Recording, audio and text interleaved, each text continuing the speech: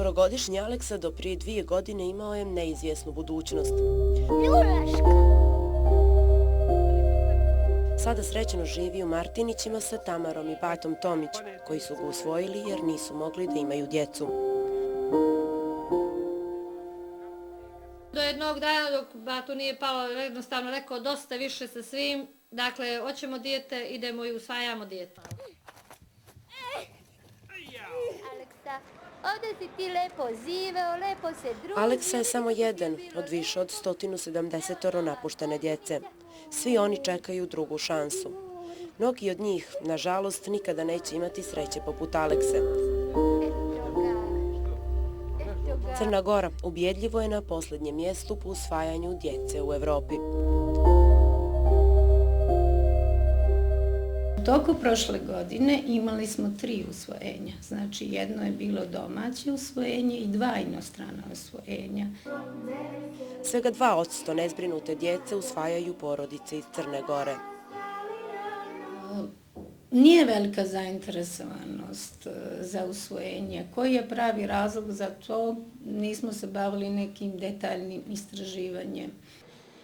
Lično nijesam za to usvajanje. Obzirom da imam svoju djecu, ne, mislim, ne. Mogućnosti to rade samo, znate, hollywoodske zvijezde. U Srbiji je, na primjer, 10 puta više parova koji apliciraju za usvajanje nego nezbrinute djece. Tamo je tokom prošlih 5 godina završilo čak 88% djece iz Doma mladost u Bijeloj. Sada u zadnje vreme čak i na odlaze u Srbiju, najviše odlaze u Švedsku. Rijetki koji bi se odlučili na usvajanje obeshrabreni su strahom od komplikovane procedure.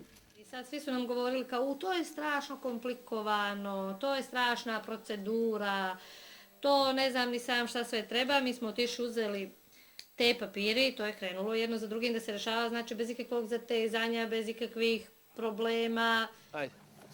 Za usvajanje, međutim, osim plemenitosti, nije potrebno mnogo toga.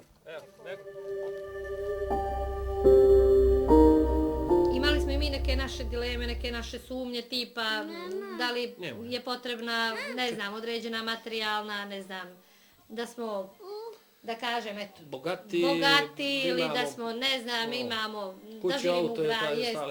Pošto mi ništa od toga, eto, tu smo se informisali, ljudi su nam rekli da to ništa nije presudno, da je važno da smo jedna normalna porodica. Usvajanje spada u najhumanija djela.